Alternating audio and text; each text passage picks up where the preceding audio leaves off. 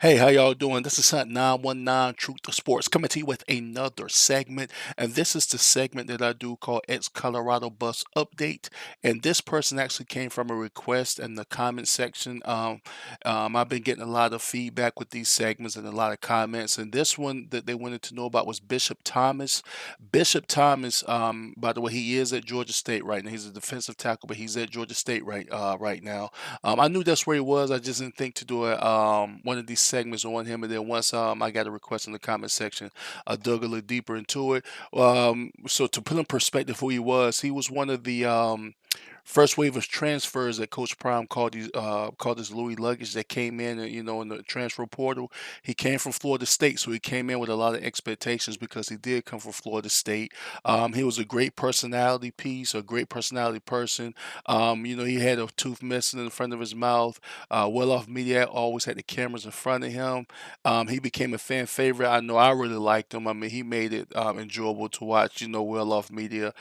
He seemed to work hard, and he seemed to practice hard. So what happened with him was he ended up getting suspended from the team because of an off-campus incident. They didn't go into what it was, but that's one of the reasons you didn't see him towards the end of his career in Colorado. You didn't see him playing a lot because he basically got suspended. With Coach Prime, once you get suspended, it gets kind of hard for you. Well, not just Coach Prime, any other coach really. So he really ended up, not really playing in Colorado. So he did total 6 tackles. They were all solo tackles, and he had 0 assisted tackles and 0 sacks, 0 touchdowns. But he did get one fumble recovery. So he transferred to Georgia State, which is where he is now, where he totaled 2 tackles, 2 solo tackles, 0 assisted tackles, 0 sacks, 0 touchdowns, 0 fumble recoveries. He's only played in week 2 and week 10.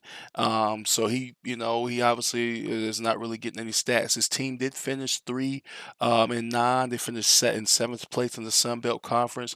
They're not bowl eligible, so he won't be in the bowl.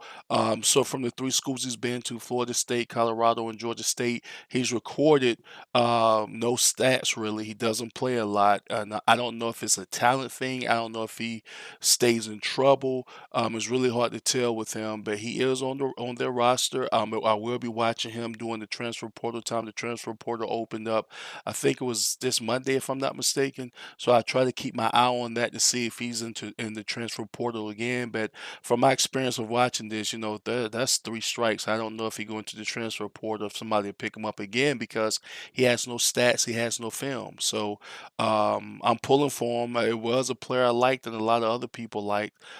So we'll see what happens. So I keep up with that. I keep my eye on the transfer portal. If I see him again, I do an update on him. It's been Hunt 919 Truth to Sports. Ride with me. It's been Hunt 919 Truth to Sports. Ride with me.